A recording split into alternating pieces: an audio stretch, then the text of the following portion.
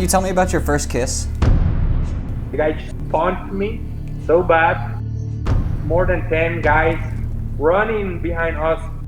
We just asked for a taxi, and one of the guys had like a pencil, you know. We have no money, so the guy put the pencil in the taxi neck. I just remember watching him, and next shot, I was watching the floor like this. Have you ever broken the law? Oh yeah, man. I mean, I remember once, like when I was in the university, I was with a few friends, and we just asked for a taxi, and one of the guys had like a pencil, you know. And when we came to the place, we have no money, so the guy put the pencil in the taxi neck. I was like, what the fuck are you doing? And because the planning was he had like an axe, you know, in his bag. So the point is he would put like the axe out and he would like threat the guy, and that was the plan, you know.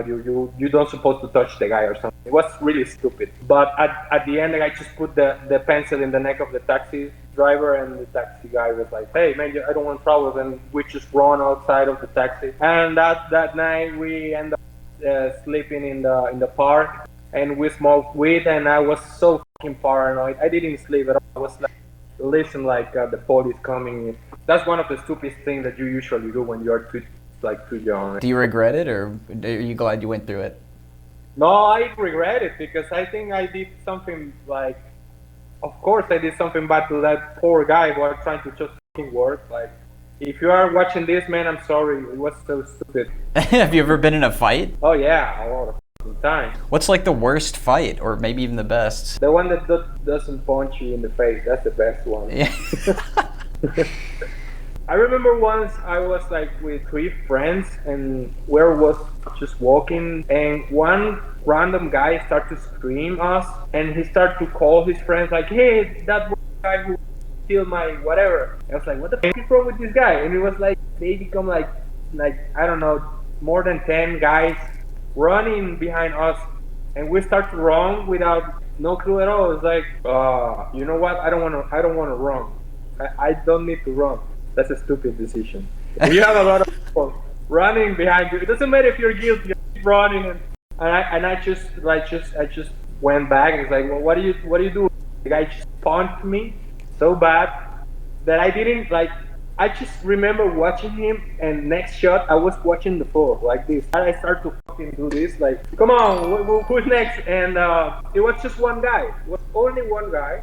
You know what? This guy's fucking crazy. I just run and I just jump like a wall. In high school, it was all the fucking time. In our country, bully thing is like it's really common. You know, you need to fight. Like, this, someone is messing with you, you need to fight. That's like that. Can I ask you a personal question? I'm not gay. Can you tell me about your first kiss? If you ask me for my first sexual experience, I can tell you, but sure. Yeah, go ahead. It was really bad, you know. I'm pretty sure every first sexual experience is bad. Not mine. No, I don't regret it at all. I mean, it was great. Yeah.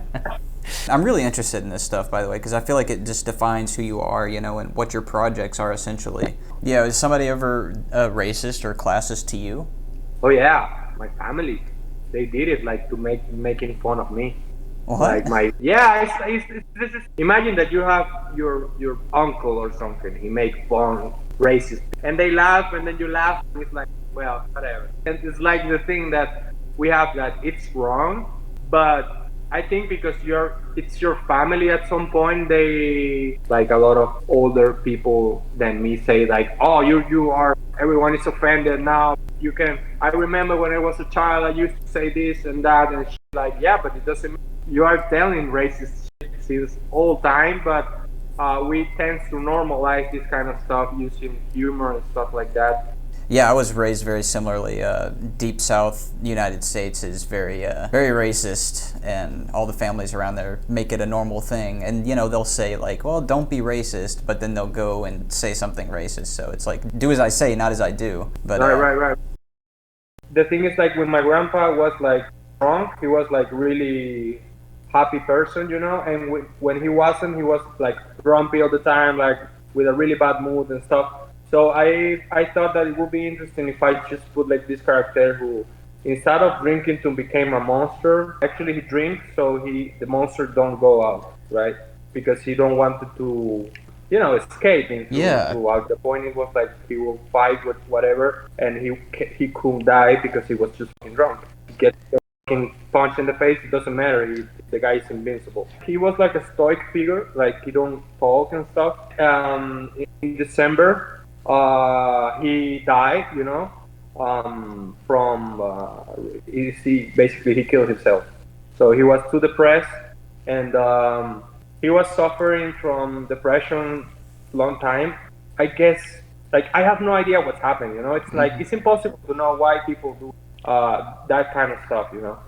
And I guess he couldn't find meaning. Like when you, like he always was this person who worked like every day. He worked in a mechanic place, like fixing cars and stuff. So I decided, you know what? I'll fucking do something with my pain. I'll do like an animation. Like, I guess I was trying to express the pain using that format, animation. I guess when someone that you love die in that kind of situation, that you feel kind of guilty, not feel kind of guilty that you probably was able to relieve that pain of them, like that suffering, because at the end we are all suffering.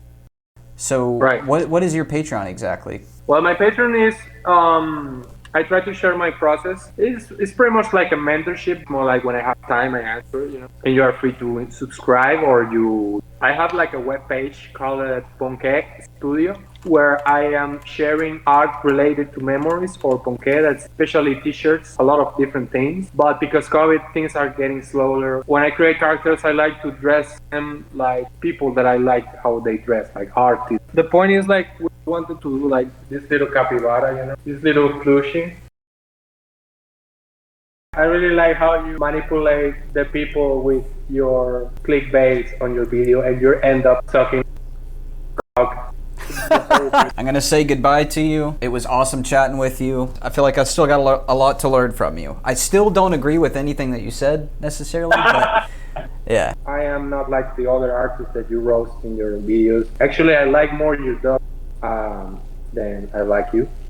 Would you feel comfortable with actually doing an insult to my dog, just so I can have that on record?